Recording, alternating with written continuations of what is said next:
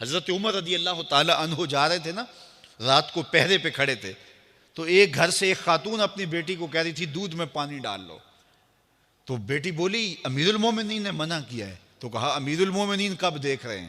تو بیٹی بولی امیر المومنین نہیں دیکھ رہے، ان کا رب تو دیکھ رہا ہے۔ حضرت عمر دروازے پہ نشان لگایا تو آ گئے، دن کے اجالے میں پھر اس گھر کے دروازے پہ گئے اور صاحب خانہ سے کہا کہ اپنی بیٹی کا رشتہ میرے بیٹے کے لیے دے دو۔ امیر المومنین سوالی بن کے کھڑا ہے اس گھر میں، کہا اس بیٹی کا رشتہ مجھے دے دو۔ ان کو اور کیا چاہیے تھا؟ امیر المومنین کے بیٹے کے لیے رشتہ قبول کر لیا گیا۔ پھر اللہ تعالیٰ جل شانہ ان کو ایک بیٹی دی، اس بیٹی سے اللہ نے ایک بیٹا انہیں دیا، اس بیٹے کا نام حضرت عمر بن عبدالعزیز ہے۔ تو جب مائیں اللہ سے ڈرنے والی ہوں، تنہائی میں ڈرنے والی ہوں، تو پھر اولادیں ایسی ہوتی ہیں۔ اپنی اولادوں کی تربیت کرو، جب بچے چھوٹے ہی ہوں تو ان کے تصور میں یہ بات اچھی طرح سے راسخ کر دو کہ اللہ دیکھ رہا ہے۔ پھر وہ کبھی رشوت نہیں لیں گے کہ اللہ دیکھ رہا ہے، اور وہ کبھی خیانت نہیں کریں گے کہ اللہ دیکھ رہا ہے، وہ کبھی ملک کے راز کو نہیں بیچیں گے کہ اللہ دیکھ رہا ہے، وہ جو ہے وہ بد نگاہی نہیں کریں گے کہ اللہ دیکھ رہا ہے۔ جہاں کوئی کیمرہ نہیں پہنچتا، جہاں سیکورٹی نہیں پہنچتی، جہاں کوئی ایجنسی نہیں پہنچتی، وہاں یہ عقیدہ پہنچتا ہے کہ میرا اللہ مجھے دیکھ رہا ہے۔ تو یقین کی یہ دولت زندگی کا نور ہے، زندگی کا جمال ہے، اور ماہ سیام میں اللہ تعالیٰ اس عقیدے کو روحوں میں اتار دیتا ہے اور باطن میں جذب کر دیتا ہے۔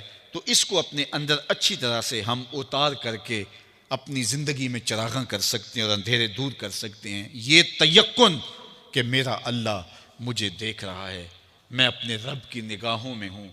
ارا زبیباً نملۃ سودا، کالی رات کے اندھیرے میں کالے پہاڑوں کی کوکھ میں گہرا غار ہے، اس غار میں چیونٹیوں کا سوراخ ہے، اس میں جب چیونٹی چلتی ہے اور وہ بھی سیاہ رنگ کی ہے، رات کی بھی سیاہی ہے، پتھر بھی کالا ہے اور چیونٹی بھی کالے رنگ کی، سینہ سنگ پر اس چیونٹی کے چلنے کی وجہ سے ایک وہمی اور گمانی لکیر بنتی ہے جس کو خوردبین سے دیکھنا بھی ممکن نہیں۔ تمہارا رب اس کو یوں دیکھتا ہے جس طرح دیوار چین کو دیکھتا ہے۔ تو کیا ذہن اور دماغ کی سکرین پہ آنے والے خیالات سے وہ غافل ہو سکتا ہے؟ کیا وسوسوں سے وہ غافل ہو سکتا ہے؟ تو آئیے اس یقین اور اس تیقن میں جینے کا گر سیکھیے۔ دیکھیے زندگی کتنی نور علی نور ہو جائے گی کہ میرا اللہ مجھے دیکھ رہا ہے، میرا اللہ مجھے ملاحظہ کر رہا ہے، میں اس کی نظروں سے، اس کی نگاہوں سے پوشیدہ نہیں۔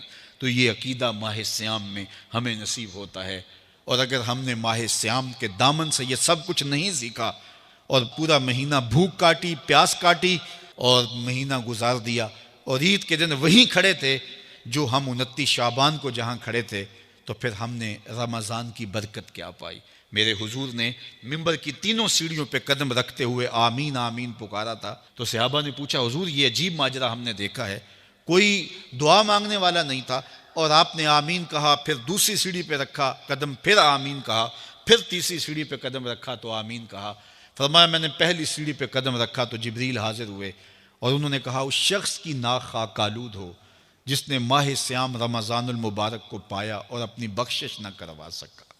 تو میں نے اس پہ آمین کہا کہ ماہ سیام ملے، رحمتوں کی برکھا برستی ہو، جنت کے 8 دروازے کھلے ہو، جہنم کے در بند کر دیے گئے ہوں، ایک نفل کا ثواب فرض کے برابر ہو، فرض کا ثواب 70 فرضوں کے برابر ہو، رحمتوں کی برکھا ہو اور بندہ اپنی بخشش بھی نہ کرا سکے، تو کہا اس شخص کی ناک خاک آلود ہو۔ تو حضور نے اس پہ آمین کہا۔ تو اتنے پیارے موسم کو جو ضائع کر دے، ایسی حسین رت کو جو ضائع کر دے، اس کے لیے وعید بھی کتنی سخت ہے۔